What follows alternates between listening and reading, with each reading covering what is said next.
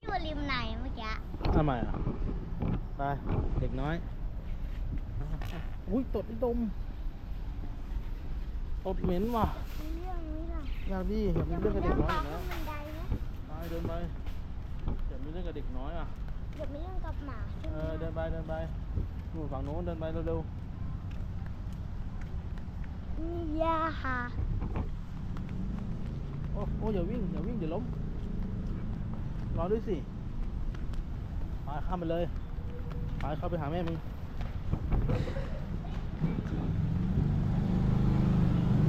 เข้าไป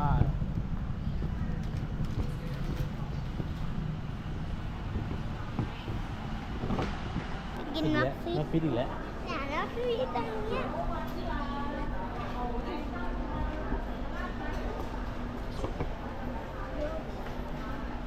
เดี๋ยวดูโปรก่อนแม็กฟิตอีกแล้วมันจะกินแต่แม็กฟิตเลยครับไอเด็กคนนี้มันจะกินแต่แม็กฟิตเลยครับแม็กฟิตเหรอไม่เห็นมีเลยอยู่ที่นี่ไม่มีแม็กฟิตเสียใจด้วยแม็กฟิตไม่มีอดเอาใหม่จะกินเปล่า เอากิน ไปเดินไปไปสั่ง เอากล้วยกับหนูสิ มาเดี๋ยวไปสั่งมาเดี๋ยวมันจะวิ่งทำไมไปสั่งจะเอาอะไร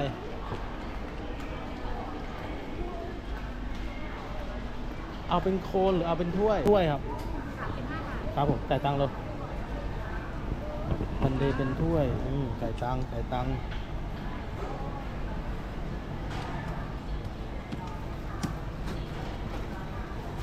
รับตังค์ด้วย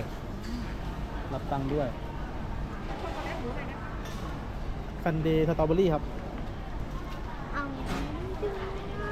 เอา รับตังค์เร็วรับตังค์ เอาปลาเนี่ยแหละ มาทอนด้วยเ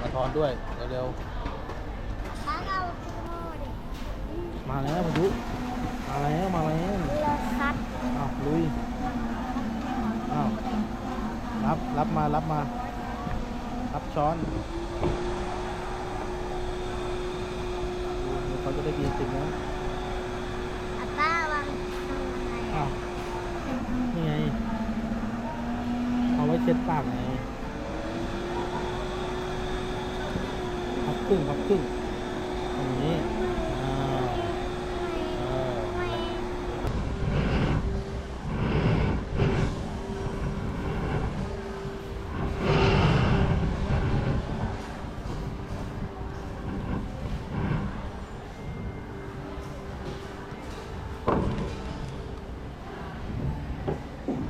เดี๋ยวมานั่งกับพายุดีกว่าจะได้เห็นพายุด้วยนั่งกินนี่กันดีกว่าอะไรก็ไม่รู้เนี่ย อะไรอ่ะ อาฟู ไม่อยากกิน ต้องกินอะไรไปกินคนเดียว คนเดียวได้ ไปกินเองพายุไม่นั่งดูเฉย ป้ากินไม่อร่อยเหรอ ไม่รู้อะไรก็ไม่รู้อยากลอง อยากลอง 40 บาท อยากลองเวลามีพริกด้วยนะ มีพริกแต่มันไม่กินพริกหรอกมันเผ็ด ต้องลอง เนี่ยมันเผ็ด ลองพริกเขียว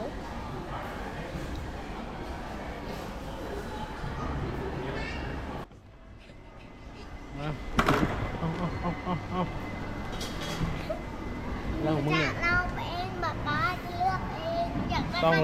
เลยไม่มีไม่ให้ ไม่เอาอยากได้ ใครไปซื้อน้ำใครไม่ได้ ไม่เอาจะซื้อขนม น้ำติ๋งเงินสด ไอ้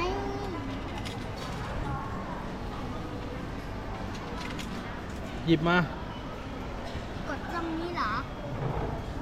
มาแล้วอย่าเพิ่งรอให้มันขึ้นไปสีเขียวก่อนลงมาแล้ว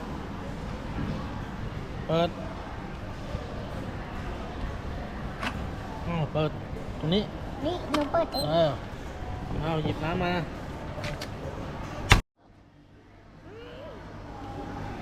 ดูต่อยอ่ะ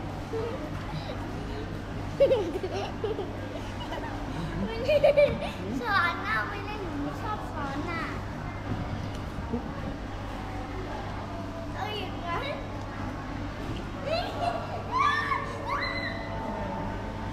เป็นหนังยางเว้ย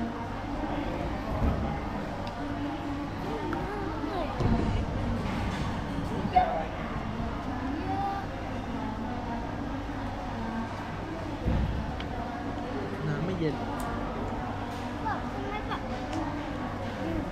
ยางก็ไม่มี อะไรก็ไม่มี ไม่มีอาวุธ เดี๋ยวชนโต๊ะอีก ไ